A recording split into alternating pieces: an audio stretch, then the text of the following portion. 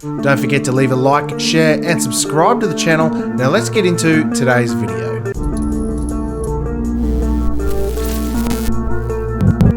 Hey guys, welcome back to another episode of Crossing the Line.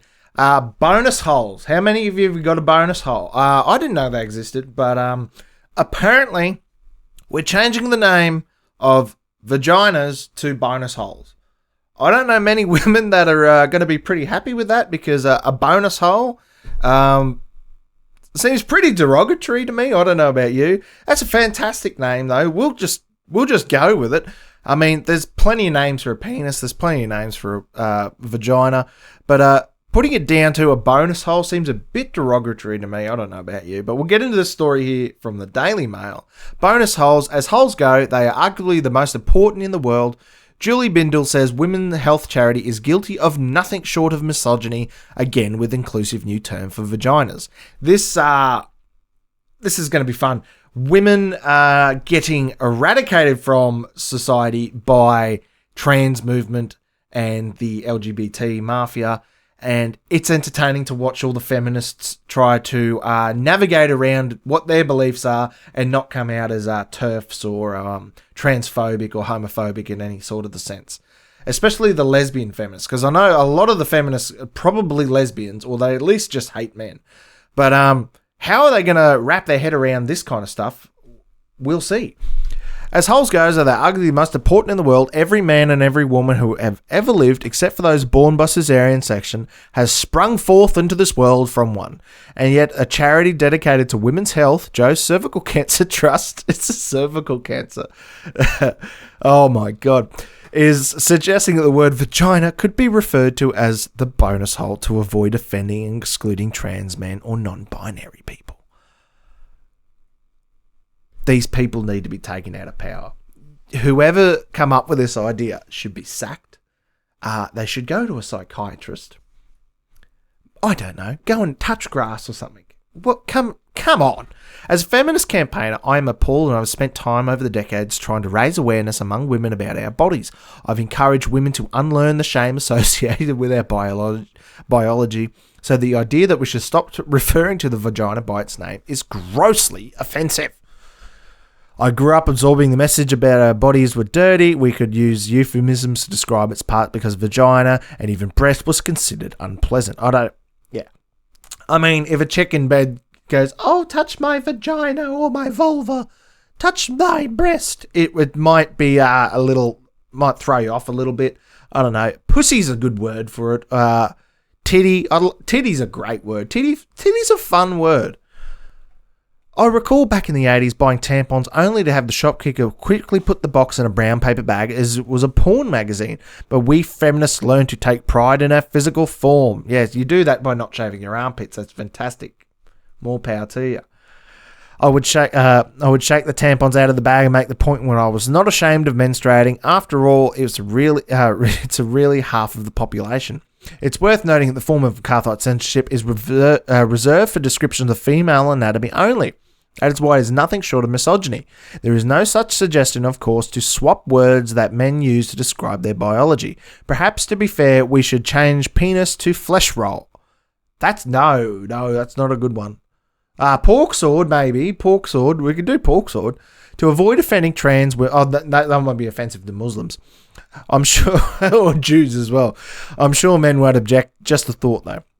As a cancer charity is accused of dehumanizing women with a new inclusive language, it's a bonus hole, the craziest euphemism yet in the trans debate. A cancer charity has been accused of dehumanizing women after advising medics to refer to the vagina as a bonus hole to avoid upsetting transgender men. So, you're a cervical cancer. It was cervical cancer, wasn't it? It was Cervical Cancer Trust, right? You're not going to be talking to trans men. Which one's a trans man? Is that the one? There's the dude that's pretending to be a woman. Is it the woman pretending to be a dude? I don't know. But if they've got a cervix, I'm sure they can deal with the word vagina. I mean, they are a woman. Joe's Cervical Cancer Trust features a glossary on its website detailing the correct language that healthcare professionals should use when dealing with trans men, women who identify as men. Oh, okay, yeah, that's the one, trans men. All right. As well as the bonus hole, it also suggests that the term front hole... oh, how's your front hole? Oh, as an alternative to vagina, the use of which is claimed may leave patients feeling hurt or distressed. Fuck 'em. You don't die if you get offended, remember? Like, you don't just... This was a joke, comedian, I forget his name, Steve Hughes or something like that, who says, you don't wake up, you get offended in the morning, I woke up with leprosy. It doesn't happen. Women's Right campaigner last night rounded on Joe's, the UK's only charity dedicated to women affected by cervical cancer. Bev Jackson from the LGB Alliance said the disgusting language like this, which intentionally dehumanises women, must be rejected by all reasonable peoples. The fact is, women have vaginas. It's appalling that anyone would think that reality is offensive. If you think it's offensive, then that's your problem.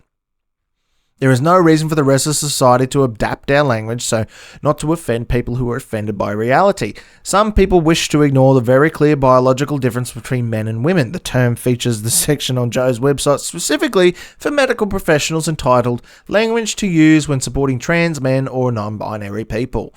It is drawn, if non-binary people or trans men, they're still women. I mean, if you're treating them for cervical cancer, I'm sure they've got bigger issues on their mind. If they get offended, it's not going to cause their cancer to flare up. It was drawn up with a partnership with the LGBT Foundation, a campaign group calling for a world where queer liberation enables meaningful and lasting change. Fuck your meaningful and lasting change. I'm sorry. No one cares anymore. You guys are going too far with this shit. You're trying to change the name of vagina to a front hole or a... What the hell? Man, it's a cervical cancer foundation. If you're talking to a doctor and they don't have the gall or the intelligence to use a medically appropriate term with you, go and find another doctor.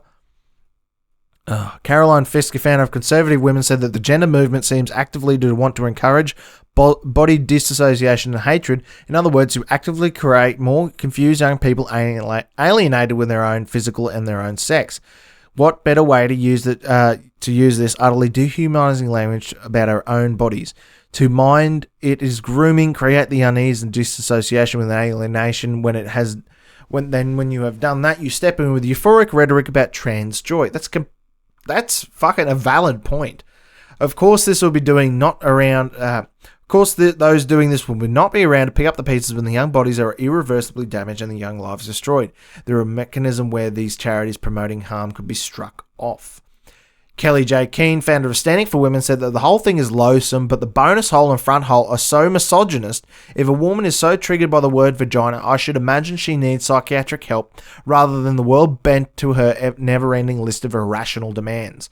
Well, women are kind of known for being irrational. You should think that the charities would have better things to do than erase female language, especially when your whole bread and butter is female. Like, it's not like, I mean, I can imagine a brothel putting bonus hole on the front, like, oh, it's $25 to use the bonus hole, but that wouldn't be the vagina, would it? It'd be the other one. Joe, set up by the London businesswoman James Maxwell and a member of his wife Jo, who died at the age of 40 from cervical cancer in 1999. Its current chief executive is Samantha Dixon, who has worked for a string of charities, including the Princess Trust. Last night, Joe's spokesman said the women are a main audience at Joe's. However, some trans men and non-binary people have cervixes, and to reduce as many cervical cancers as possible, it is important that we provide information for the group and health professionals who support them. That'd be a really ironic way to die, wouldn't it be? Non-binary or a trans man getting cervical cancer. It's like if a dude, trans woman got testicular cancer, and it's kind of in the name. You are what you are. You can put all the words in front holes and bonus holes and trans this and trans that in front of it, or whatever you want to do, non-binary. But the reality is, you're either man or a woman, unless you're one of those fruity little alien people that are born halfway in between, which happens. But you can either accept reality, or you can start using those disgusting words like front hole or bonus hole, and then you just don't get any of the other benefits. Like So if you're going to be using those words and you're trying to be gender non-conforming or gender non-binary, maybe that you go, oh, wait, I've got cervical cancer. Oh, no, you don't. You're a man, aren't you? You can't have cervical cancer if you're a man. But I was born yeah, but you're a man now. You can't get cervical cancer if you're a man. What are you doing? I don't know. Women are losing everything they have. I mean, like all the women's suffrage, the burning bras, the whole like, oh, we want to vote thing. Maybe get back in the kitchen. I don't know. You guys are losing to the LGBT because they scream louder than the rest of you. That's for sure. I don't know what you're supposed to do about it. I mean, you say anything about it, you're a transphobe, you're a TERF. I mean, look what they did to J.K. Rowling, for God's sake. She has been put through the ringer. Part of her own problem, but, you know, women are losing everything they have. Women are losing everything they fought for, and it's been taken from them, generally by gay trans men, I suppose. What are you doing? Leave them alone. For God's sakes. I mean, they're not getting any more love from people, are they? I mean, going and making women use the term, chest feeder, birthing person, front hole, whatever it is. That's disgusting language to be forcing people to use because you might offend someone. Because I guarantee you're going to offend more people saying that. It's fucked up. I don't know. What do you guys think anyway? Let me know in the comments down below and I'll see you guys in another episode. Don't forget to leave a like, a share, and subscribe to the channel. Comment down below, and I'll see you guys in the next video.